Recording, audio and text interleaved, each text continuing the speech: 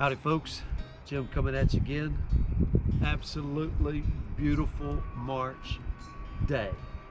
I even hear some frogs over in the background chirping a little bit. I think maybe spring is in the air. I hope so. I think it's supposed to snow next week. Anyway, I'm calling this little lesson the Tower of Babel, but I want to talk to you about what's going on in Ukraine. The stuff that we have been covered over in the news media. I have searched and searched to get a lot of this information. And some of the things I say may make some people mad.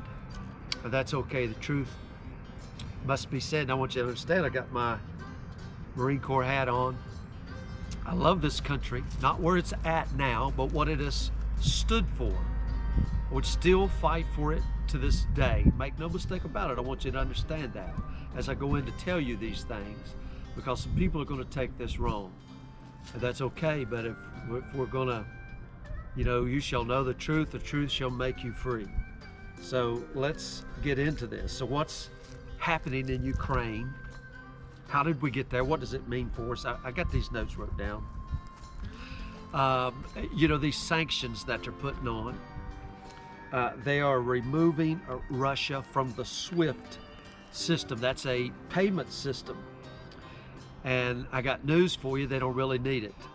I mean, Putin knew that we would do this. So they knew this ahead of time. And what we're watching before our very eyes is the soon-to-be downfall of the U.S. dollar as the global currency. That's what we are watching. See, Russia and China and a few other nations have this thing called the BRICS system. And that consists of Brazil, Russia, India, China, and many other countries. Like we have NATO, they got their own. And it was started in the 2000s at some time. I don't remember when, 2013 maybe. They came up with their own payment processing system. Now the SWIFT system is an old American system, and it was used for payment messaging system. Hey, I'm going to pay you such and such, and there it was. It was set up so that we could control the other nations. That's why it was set up, so that if they don't comply, we could cut them off. You see, so here we are. The U.S. is currently, you've probably heard this, I won't go into this is other videos, working on a CBDC, that's a central banking digital currency, to replace the fiat currency. Fiat currency is your green money, your paper money. Now, once they go with this CBDC, they will be able to control and monitor every transaction that you make. Okay, you go to the flea market, you won't be able to use fiat currency. It'll be in CBDCs, all taxed, all traced. And then plus, if you don't comply with the government, they can freeze your money. So the point again is follow the money. We saw that just happened to our northern border Canada just a couple weeks ago with the truckers in protest. They got their money taken from them. Insurance canceled. How could this be? By just protesting. Now, I'm telling you this because people they forget history. They forget the bank runs that happened in Greece not too long ago. We'll get into that here a little bit more. But remember, Russia, China, Brazil, India, these countries have huge GDPs. And when they pull out of this SWIFT model, which we know Russia's being taken out, the rest of them they'll pull out. It will cause the Western system, which is the SWIFT system, to collapse, because these countries are already trading outside of the US dollar. It's already taken place. So, we say, wake up, America. As the guy used to say, wake up, America. I mean, Argentina, Venezuela, I've talked about this before. In Venezuela, they had inflation over 1,000,000% when this happened, when their currency went bust. And I'm telling you, in equating it into dollars, you go to Venezuela, It costs $9 million to buy a hamburger and a Coke. $9 million Venezuelan dollars. Yeah, I mean, the same thing happened in World War II in Germany, in these countries. They had to take wheelbarrow loads of the worthless fiat money to buy a loaf of bread. I mean, that's what happening here. It's called inflation. Our financial system is breaking apart. I'm telling you this so that you can be prepared, okay? The last 80 years, it's been won. The last 80 years, the United States has controlled, the dollar has controlled the world financial systems, Yesterday, I saw where, I know they get theirs in liters, but equating it out to American dollars, and 1 gallon of gas in England was $8. I saw last night on the news, the economists predict by April, this is March, April, just 27 days away, gas will be $5 a gallon. So really, how tough are the sanctions on Russia? Well, they haven't stopped us from buying Russian oil. I mean, we used to be a country that was energy independent. Now we're not. I mean, if they really wanted to hurt the Russians, why didn't they start with that? I'm telling you, the U.S. government, not us real patriots, us real Americans, we despise war. They wanted this war to feed the military complex. They got some other things, but it's all about the money. These people came out and said, hey, the Russian ruble's going to collapse, but buy these stocks. They don't care about the people that's been displaced, the carnage. I've seen a report, I won't go into it, where Ukrainian soldiers, the Nazi brigade is dipping their bullets in lard to shoot the Russian Jews or the Russian Muslims. And check this out.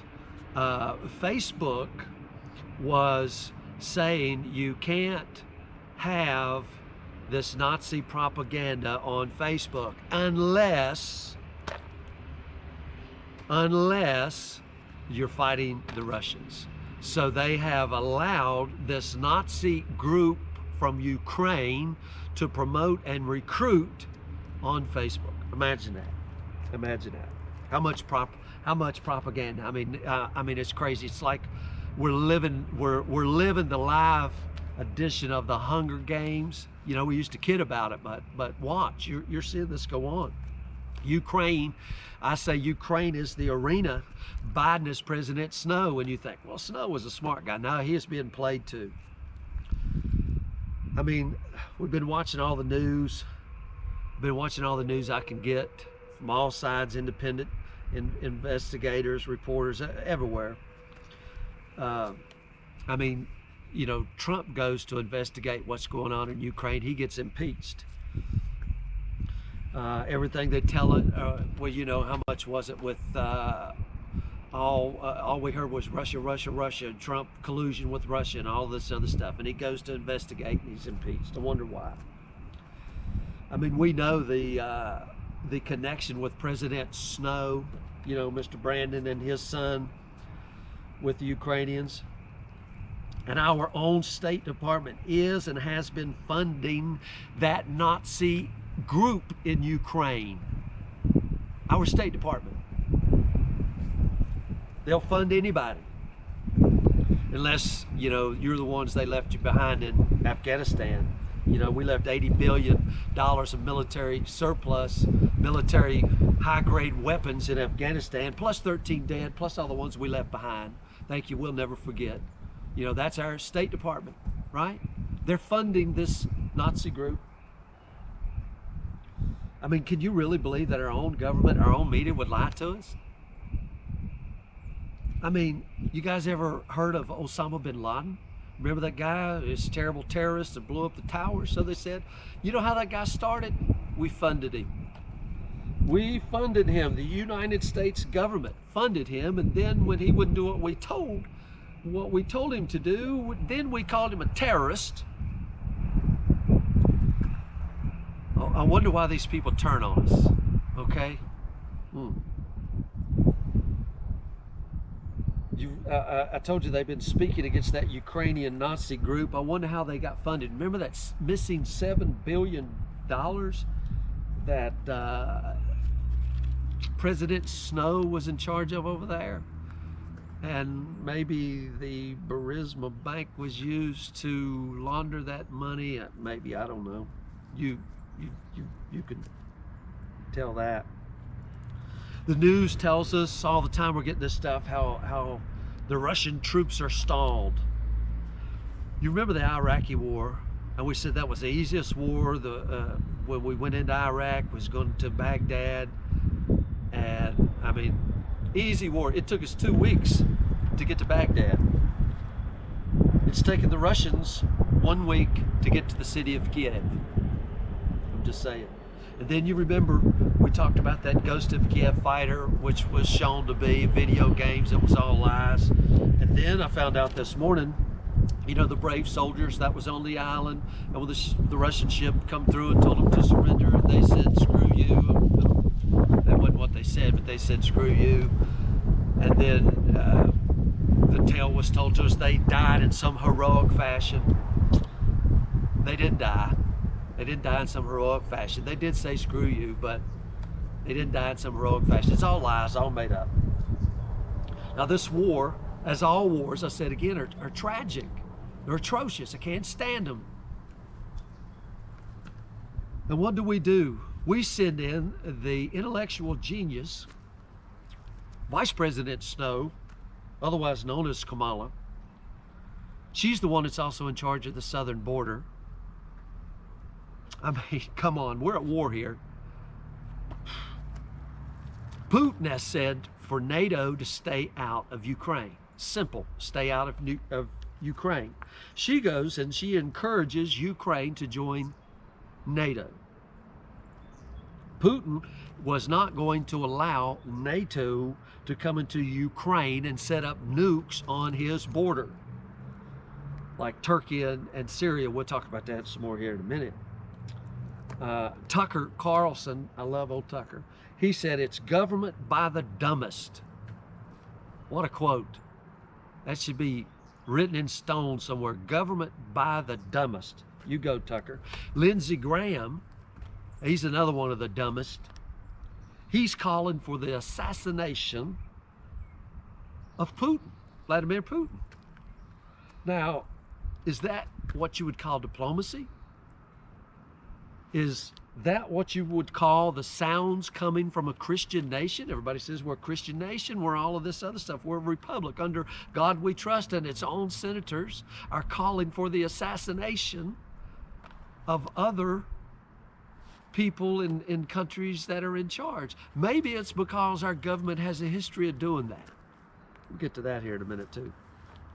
It kind of reminds me, you know, with the presidency and what's going on, you know, Israel, here they are, you know, a little history here. They wanted a king to look like all the other nations, and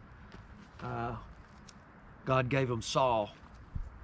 King Saul, he brought them into slavery and being a bunch of cowards. Hence David and Goliath.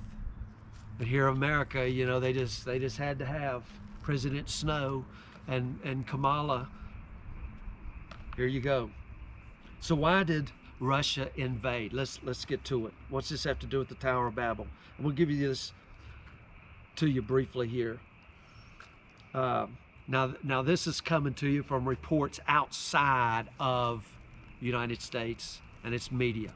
Okay, I want to give you another view. That's why I said I'm going to say some things that may make you mad. I don't mean to, but please hear me out.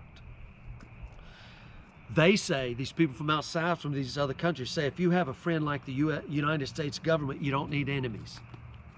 Imagine that, because we always throw people under the bus, and you know, that's a nice way of saying we're two-faced. Ask the Indians. So war has started in Ukraine. What is the United States doing? Sanctioning Russia, which is nothing. They're in the other system. Still buying their oil. We have no soldiers on the ground. We don't plan to put any on the ground. So we really don't care. We talked the Ukrainians into doing this, and we really don't care how many of those people die. Right? All talk, and then we left them hanging, as usual. like we did in Afghanistan. So first, let me tell you, don't draw any conclusions from what you see on the Western TV, Western media.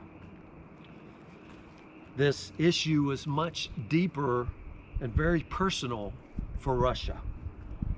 It's about Russia protecting its border from NATO and protecting its motherland. Now, I'm not condoning war. Don't make no mistake about it. I'm not condoning war, but I want you to see this for what it is. And once I tell you this, you draw your own conclusions, okay? I'm just asking you to hear me out. Please bear with me. Because Russia didn't want missiles on their borders. We did the same thing with Cuba. You remember when Khrushchev tried to put the missiles in Cuba? We almost had a nuclear war with Kennedy. I wonder why that was. We didn't want them, but here we want Russia to roll over and play dead while we put nukes on his border. The U.S. did the same thing in Turkey. We went to Turkey so that we could set up and attack Syria, and at the same time we gave Turkey 90 nuclear weapons, which probably aren't pointed at Syria, which are pointed at Russia. You don't think Russia knows that? I mean, if I know that pretty well, they know it. And also Russia knows this, that before nuclear weapons can be deployed, they have to have permission from NATO, which is the very thing that he said he would not allow in Russia.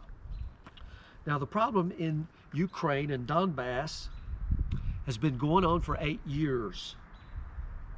Now, if Russia wanted to invade, why didn't they invade 8 years ago? Just a question. They attacked because NATO and the U.S. would not leave Ukraine alone. It was simple. Leave them alone. They would not listen to Putin. He said, leave them alone. It's our issue. And he's not going to allow nukes on his border. The U.S. goes all around the world creating conflict.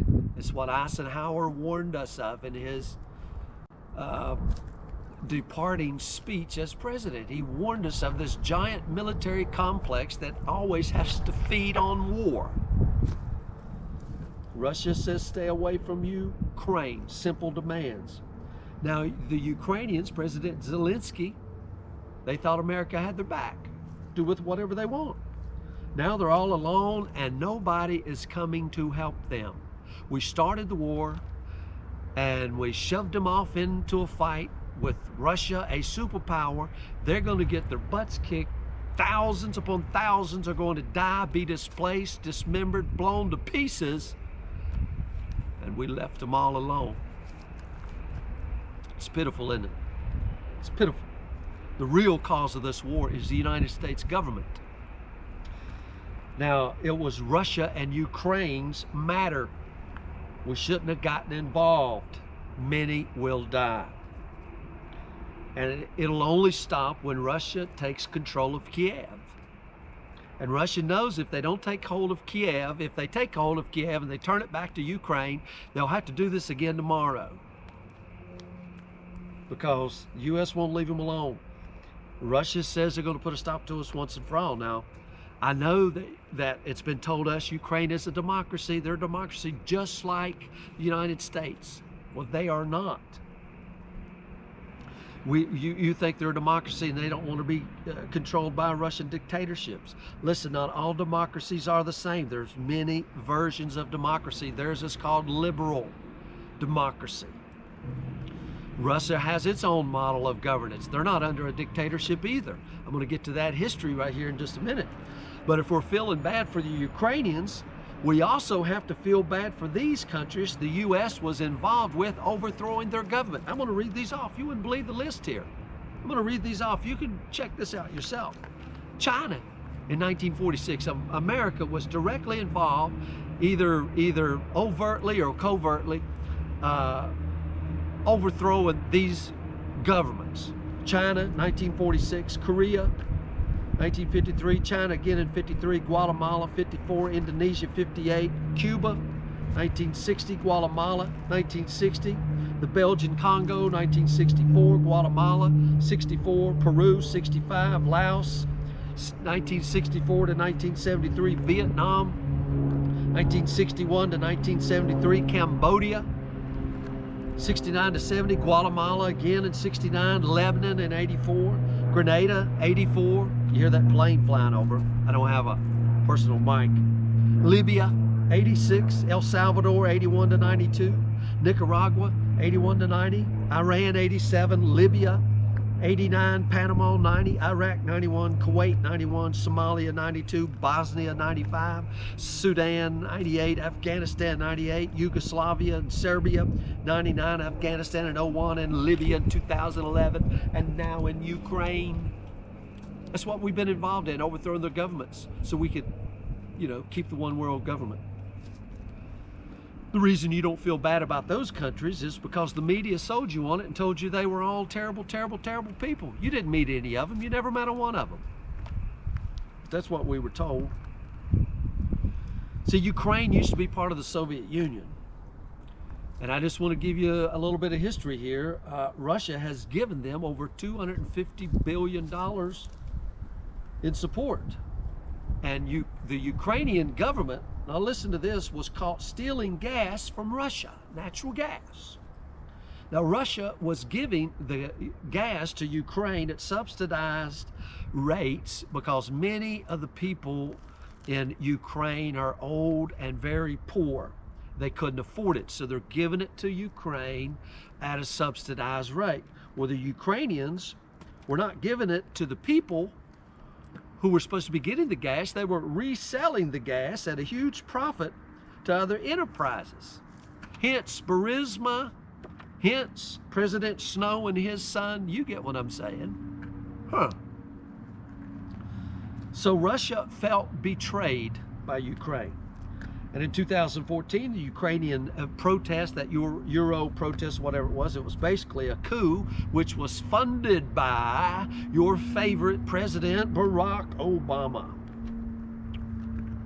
Funded and sponsored by Obama.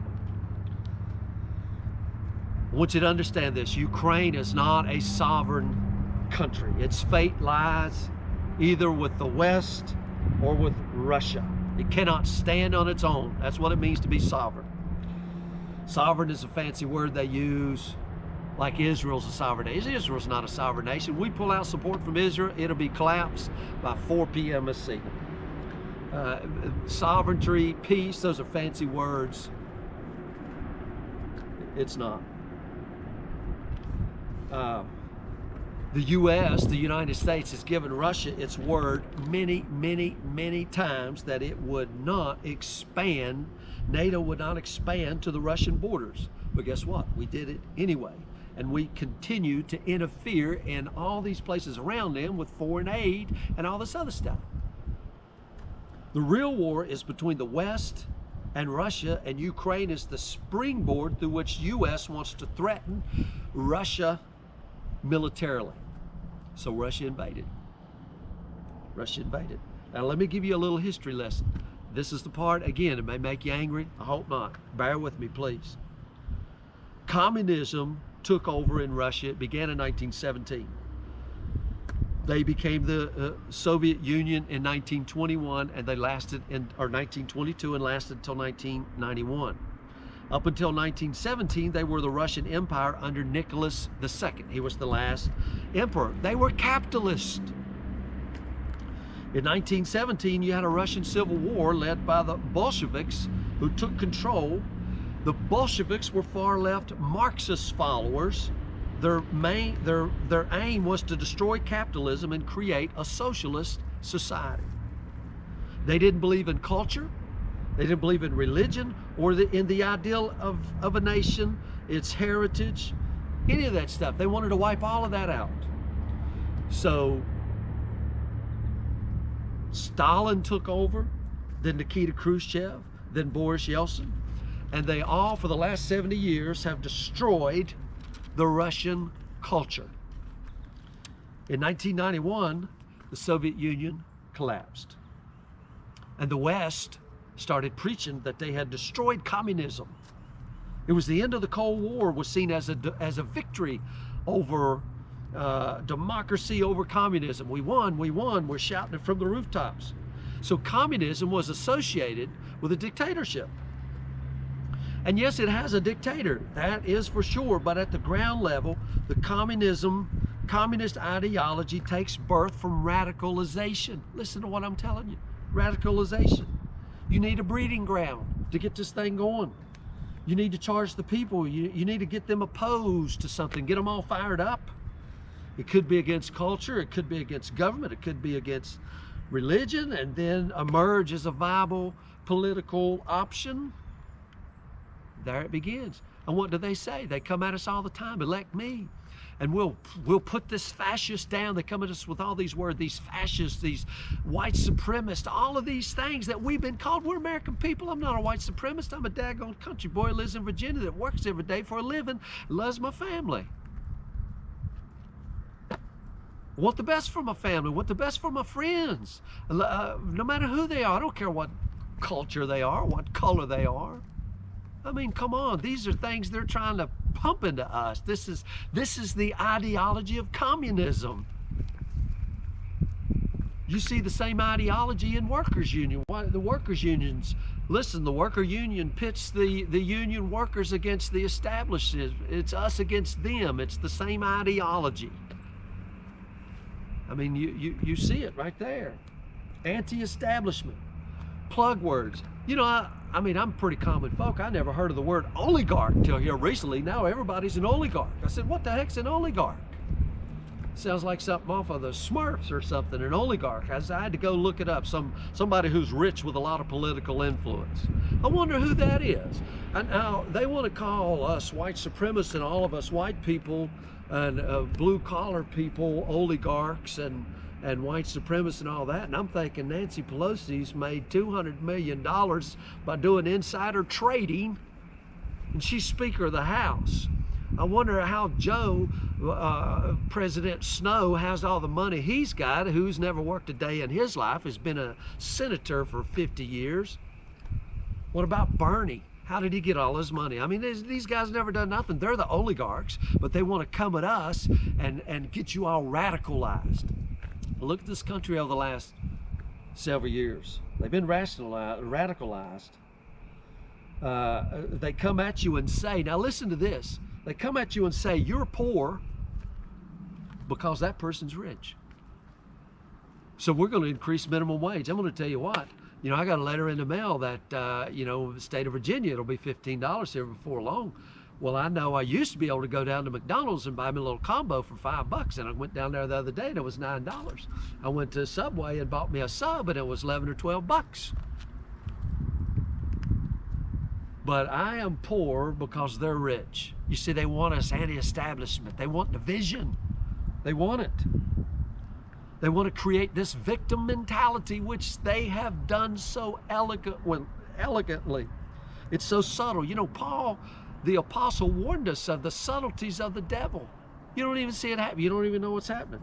And even before you realize it, you got radicalized. Let me get back on the story here. 1991, again, we won. Cold War's over. Soviet Union collapsed. That's when the world started associating communism with dictatorship. But see, communism is more than a dictatorship. It's not even that, really. It's a mindset. It's an ideology.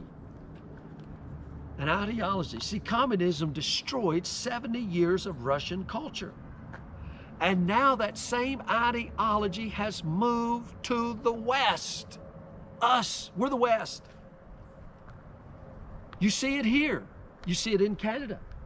You just saw it with Trudeau and what he did. You've seen it here. I mean, how I saw in the news, you've probably seen it, where this guy is walking down the street. He's been arrested 44 times in New York, and he takes a bottle of crap and puts it in a woman's face. Just sitting there, rubs crap in a woman's face. Now, why are these people? But you know what? Because of their no bail laws and stuff like that, they get out free. 44 times. Been arrested. I mean, how about the guy down in Texas, the kid who's 18 and goes to school and shoots up the school? But hey, you know, if he was a white guy, but he wasn't, he's out of jail 3 hours later. Still ain't in. You see, it's here. I mean, all the prosperity that America has gained They've forgotten their roots. You know, we're warned in the book of Revelation, you forgot your first love. We know that first love is Jesus Christ, and this generation now has forgotten the blood that was shed on Iwo Jima and the blood that was shed in Normandy and all of these places around the world where we've sent our troops, our young men, our boys to die. The blood that is shed all over the world. I told you all these regime changes, we didn't even know what we was fighting for. And all this prosperity, you know, the poor people in America have more money than 90% of all the world. The United States, the people has gone woke. They've gone woke. We're neck deep in consumerism. No respect for elders. No respect for elders. No respect for culture. No respect for history. And surely no respect for religion. Surely. I mean, it's all been destroyed. No ethics, no values. I mean, look, they're going around taking statues down, wanting to rewrite history books. What is all that? That's communism.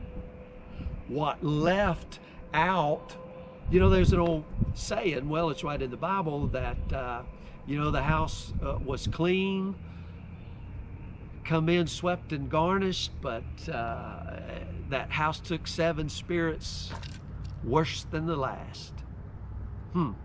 Here we are fighting communism, and guess what has happened right to us? We've become it. Now, back on this history here, now bear with me, I know I'm a little lengthy today. In 1991, when the Soviet Union fell, Boris Yeltsin, who was the dictator there, he became the first president of Russia. Okay, the Soviet Union is gone. And he did not do anything. He's under this old communist mindset. He didn't do anything to revive Russian culture. He was the first leader of free Russia, and he did nothing. Now here along in 1999 comes Vladimir Putin.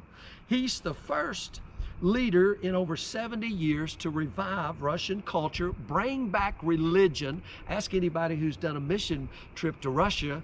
Used to, you had to do it in secret, and now he has brought back religion, brought back their culture, and brought back their national values of respect and honor. The words motherland has come back in to mean something to these people. Now, the media, the Western media, wants to show them as show him as the villain, when in fact the West has now assumed the communist mindset. I told you it'd make you mad. Russia is fighting for its own territory and its own people. And Ukraine got carried away by listening to the sweet talk of the U.S. and we pulled out just like we did in Afghanistan and left them hanging.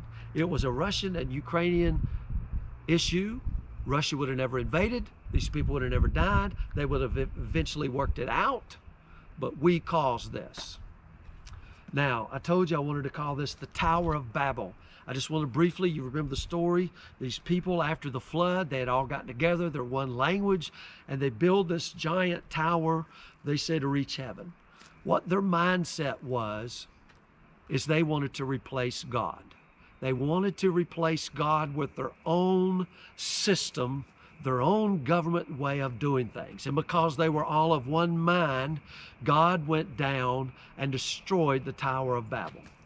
And the reason we have such a big government in the United States is because we have given way, we have moved away from our first love, we have moved away from our roots, we've moved away from the Lord Jesus Christ, and in that great vacuum, it has been filled with the Tower of Babel, and I'm calling the Tower of Babel the United States government.